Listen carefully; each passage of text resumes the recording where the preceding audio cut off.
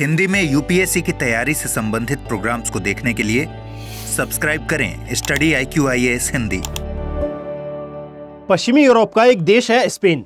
हाल ही में ये बहुत ज्यादा खबरों में है और इसका कारण ये है कि यहां विनाशकारी बाढ़ का प्रकोप देखा जा रहा है, जिसमें लगभग 200 से ज्यादा लोगों की मृत्यु भी हो गई है। अब याद रखें, यह टॉपिक आपके यूपीएससी पॉइंट ऑफ व्यू के हिसाब से कैसे इंपॉर्टेंट हो जाता है और कैसे ये पूरी की पूरी घटना को समझना आपके यूपीएससी पर्सपेक्टिव के अनुसार इंपॉर्टेंट है, इस वीडियो में हम डिस्कस करने वाले हैं। सबसे पहले ये जो मेरे पीछे आप इमेज देख पा रहे हैं, इससे आप अंदाजा लगाएं, ये किसी गार्बेज एरिया की फोटो नहीं है। यह स्पेन की लोकल रोड्स जो होती हैं वहां की ये इमेज है, जो कि नदी घाटियों के आसपास का एरिया है। बेसिकली स्पेन में एक प्लेस है, यदि पूर्वी स्पेन की आप बात करें, वेलेंसिया सिटी, और वेलेंसिया वह क्षेत्र है जो कि इस बाढ़ से बहुत ज्यादा ग्रसित है। अब यह बाढ़ आने का कारण क्या है और साथ में इस बाढ़ ने कंटिन्यूअसली अपना जो रूप है यह विकराल किस प्रकार किया है, इसके बारे में हम चर्चा करेंगे।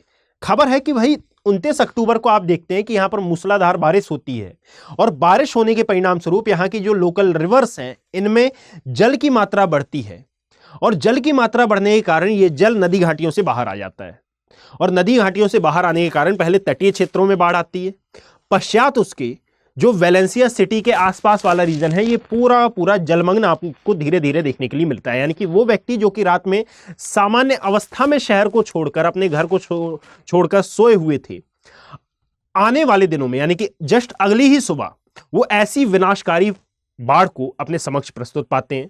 तो लोगों का पलायन होना एक सामान्य बात है कि भाई लोग पलायन करेंगे ही। कारण यह है कि जब जनधन की हानि होती है और जब कोई ऐसी विपदा अचानक आन पड़ती है, आपदा आ जाती है, तो जनधन की हानि के साथ साथ बहुत सारे जो अन्य कार्य हैं, जो मानवीय प्रक्रियाएं हैं, उनका प्रभावित होना भी स्वाभाविक है।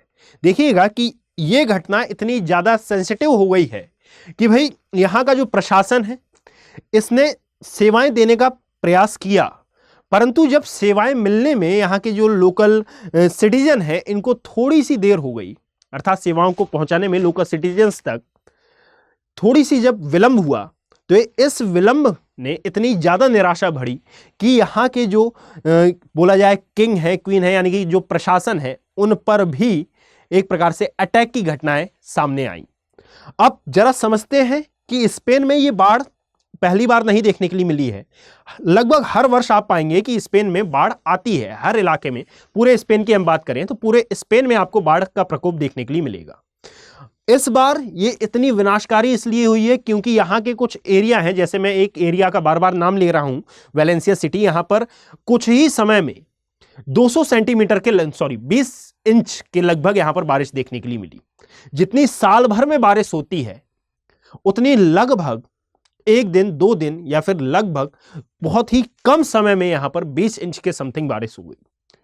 अब आप जानते हैं ये बात कि किसी भी एरिया में जब अचानक से बहुत अधिक वर्षा हो जाती है तो भाई जल का भूमिगत होना यहां पर बहुत ज्यादा कंपलसरी माना जाता है।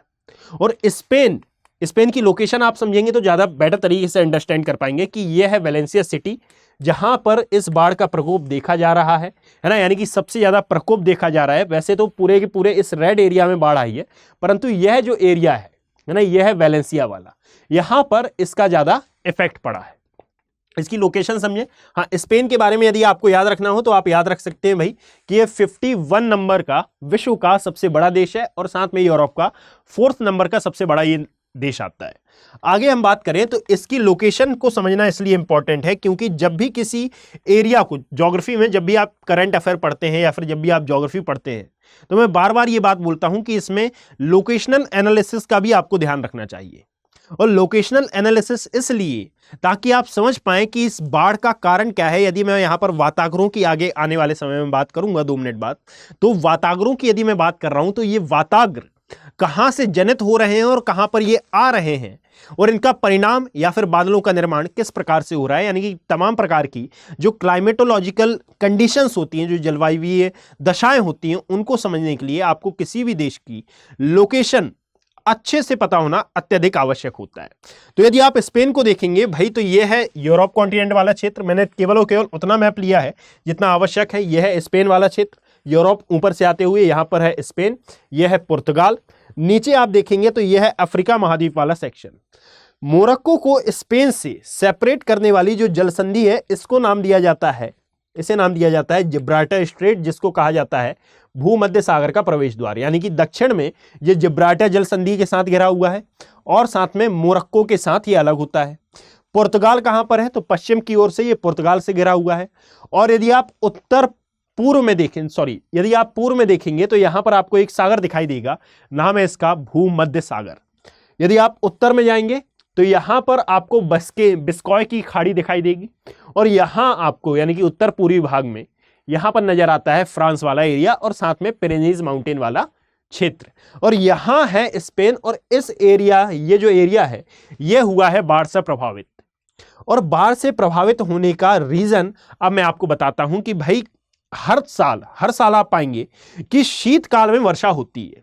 यहां पर कारण यह है कि स्पेन के यदि आप लोकेशनल एनालिसिस को देखें तो ऊपर से जो शीत वाताग्र है उसका आगमन होता है और निचले एरिया से अर्थात निम्न अक्षांशों से और उच्च अक्षांशों से, जो उच्च अक्षांश है यहां से शीत वाताग्र आता है और जो निम्न अक्षांश है यहां से उष्ण वाताग्र की प्राप्ति होती है।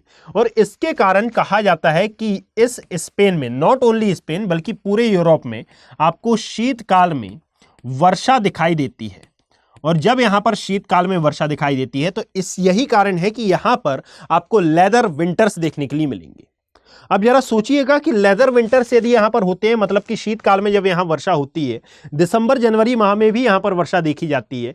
इवन स्पेन में ही नहीं, पुर्तगाल में भी देखी जाती है, फ्रांस में भी देखी जाती है, इसके आसपास के एरिया में भी आपको ये देखने के लिए मिलेगी। फिर इस बार की बारिश इतनी ज्यादा विनाशकारी कैसी हुई कि इसमें 217 लोगों की मृत्यु हुई। उसमें से जो 211 हैं ये पूर्वी वेलेंसिया क्षेत्र के बताए जा रहे हैं और इसमें से भी अभी कई लोगों की, ये 89 तो वो डेटा है जो कि न्यूज़पेपर ने हमको बताया है, द हिंदू में, इंडियन एक्सप्रेस में ये डेटा बताया गया है, तो मैंने तो वो डेटा उठाया। ना जाने ये डेटा कितना सही है और ना जाने कि कितने और अधिक लोगों की मृत्यु यहां पर हुई है, क्योंकि जब भी कोई आपदा आती है तो एग्जैक्ट डेटा बता पाना उतना ज्यादा पॉसिबल नहीं हो पाता है। अब चाहे वो कंट्री कोई सी भी हो, चाहे वो भारत हो या फिर चाहे कोई अदर कंट्री हो, चाहे वो जितनी भी डेवलप क्यों ना हो, एग्जैक्ट डेटा बता पाना उतना अधिक पॉसिबल नहीं हो पाता है। जरा आप समझिएगा कि भाई इसका जो मेन कारण है, जब स्टडी की गई तो स्टडीज में ये बताया गया, ये सब वही चीजें हैं जो कि मैंने लिखी हुई हैं, है ना। यानी यहां पर जो मैंने चीजें नहीं लिखी हैं वो भी मैं बता देता हूं कि भाई ऐसा नहीं है कि इतिहास में ये पहली बार बाढ़ आई है, क्योंकि मैंने इससे पहले कल ही मैंने एक वीडियो बनाया था जिसमें मैंने बताया था कि जो सऊदी अरेबिया वाला सेक्शन है यहां पर भी आपको हिमपात देखने के लिए मिला और ये इतिहास में पहली बार होने वाली घटना है। अब मैंने वहां पर कमेंट पढ़े तो कई स्टूडेंट का ये डाउट है कि सर एल्जॉफ वाला जो एरिया है यहां पर तो बाढ़, यहां पर तो हिमपात होते रहता है, हर वर्ष होता है। भाई एल्जॉफ वाले एरिया में नहीं होता है, ये दूसरा एरिया है ना, वहां पर हिमपात होता है, जिसके बारे में मैंने पहले ही डिस्कशन कर दिया था। तबुक जिला है ना, तबुक क्षेत्र के आसपास वाला वो क्षेत्र था। यानी कि इंपॉर्टेंट ये हो जाता है कि भाई न्यूज आप पढ़ रहे हैं पर न्यूज में एक छोटा सा पॉइंट भी यदि आपका गलत हुआ तो आप अपना वर्तमान कंटेक्स्ट थोड़ा सा भ्रमित कर देने वाला वहां पर पुट कर सकते हैं। तो आप एनालिसिस जब भी कर रहे हैं तो लोकेशनल एनालिसिस के साथ करें, यानी कि वो जो एटलस है उस एटलस का प्रयोग करें और उस एटलस में लोकेशन देखते जाएं। ठीक है, अब यहां पर वही डेटा लिखा हुआ है कि भाई 1957 की बात करें, 1997 की बात करें या फिर 1980 की बात करें, इस समय भी यहां वेलेंसिया सिटी के आसपास, स्पेन के आसपास आपको बाढ़ देखने के लिए मिली थी। परंतु ये बाढ़ इतनी ज्यादा विनाशकारी इसलिए हो गई क्योंकि ये जो वाताग्रों का निर्माण हुआ और इसके कारण जो बारिश हुई इस बार है ना, उसके कारण जो दो नदियां हैं, एक का नाम है मैग्रो और एक का नाम है टूरिया, इन नदी घाटियों में है ना, इन नदी घाटियों में जल स्तर बढ़ा। और जल स्तर बढ़ने का कारण क्या है कि भाई नीचे से, यहां पर आपने देखा होगा कि जो दाना चक्रवात है और यहां पर स्थानीय आधार पर शीतोष्णकटिबंधीय चक्रवातों की भूमिका रहती है। नीचे चूंकि अफ्रीका है इसलिए उष्णकटिबंधीय चक्रवातों का प्रभाव यहां पर रहता है ना, तो यहां पर आने वाले जो तूफान है इसके कारण पानी या फिर वर्षा बहुत अधिक हुई और वर्षा अधिक होने के कारण जो मैग्रो और टूरिया नामक नदियां हैं इनके जलस्तर में वृद्धि हुई। जब जलस्तर में वृद्धि हुई तो धीरे धीरे यह इसके घाटी क्षेत्र यानी कि जो इसका बाढ़ का मैदान होता है उसको पार कर कर ये शहर में प्रवेश करी, और शहर में प्रवेश करने पर अब इसने अपने साथ जितना भी अवसाद लेकर आई और कंटिन्यूअसली जब इसमें जलग्रहण क्षमता बढ़ती गई और यह बारिश का पानी शहरी क्षेत्रों में प्रवेश करता गया, तो यही जन्म लिया किसका? विनाशकारी बाढ़ का।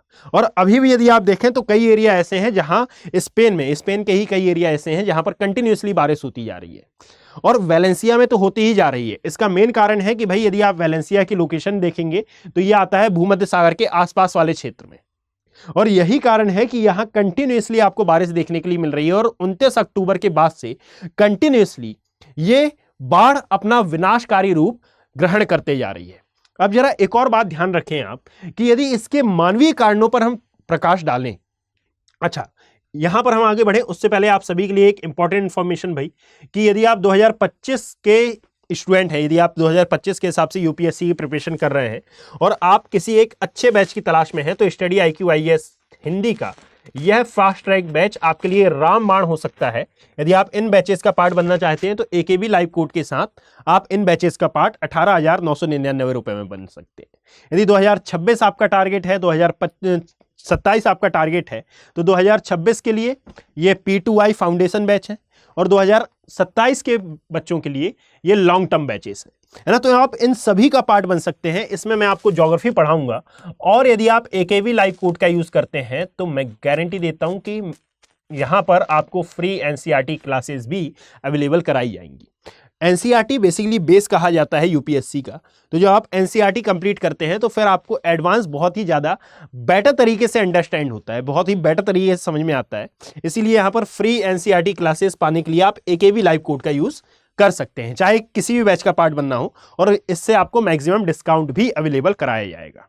Is that clear? और यदि आपको ये PDF डाउनलोड करनी है या फिर किसी भी प्रकार का संशय हो तो उसके लिए भी समाधान है। Geography bye Abhishek Kumar Telegram channel से आप यह PDF भी डाउनलोड कर सकते हैं, और साथ ही साथ आप यहां पर चैट का ऑप्शन में जाकर अपने डाउट्स भी क्लियर कर सकते हैं।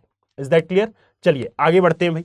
तो यहां पर यदि मानवीय कारणों की हम बात करें तो मानवीय कारण नो डाउट मेरा आगे की कॉन्सेप्ट क्या होने वाला है कि जलवायु परिवर्तन और क्लाइमेट चेंज। परंतु यदि स्टडीज की हम बात करें तो जो जीवाश्म ईंधन होते हैं और जो जीवाश्म ईंधनों का लगातार हो रहा उत्सर्जन है, इसके कारण हमारे आसपास की जो जलवायु है ये कंटिन्यूअसली जो गर्म हो रही है, और यही कारण है इसके गर्म होने के कारण जो वायु के प्रवाह में परिवर्तन हो रहा है, जो वातावरणों में परिवर्तन हो रहा है, और इन वातावरणों में परिवर्तन, इन वायु प्रवाह में परिवर्तन ही दक्षिणी स्पेन में अत्यधिक बारिश को बढ़ावा देने वाला कारक के रूप में ज्ञात किया जा रहा है। क्लियर? अब ये यहां पर वही डेटा लिखा है जो कि मैंने पीछे आपको बताया है।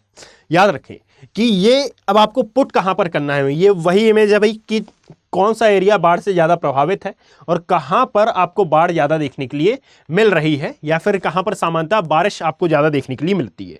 अब हर बार की तरह मैं आपको बता देता हूं कि ये जो कंटेंट है इसको आप कहां पर ऐड ऑन करेंगे। सबसे पहले जहां पर भी आपने यूरोप महाद्वीप के बारे में पढ़ा होगा वहां पर करंट कंटेक्स्ट के हिसाब से आपको इसको नोट डाउन कर लेना है, पहली बात। और जब आप करंट अफेयर पढ़ते हैं और जब भी आपका बाढ़ का चैप्टर आता है, जैसे जो डिजास्टर मैनेजमेंट की क्लासेस होती हैं आपकी, इस डिजास्टर मैनेजमेंट की क्लास में जहां पर बाढ़ आएगी, जलवायु परिवर्तन वाला जो चैप्टर होगा आपका एनवायरमेंट इकोलॉजी में, जलवायु परिवर्तन वैश्विक तापन, वहां पर भी ऐड ऑन कर सकते हैं। डिजास्टर मैनेजमेंट वाले सेक्शन में भी आप इसको ऐड ऑन कर सकते हैं।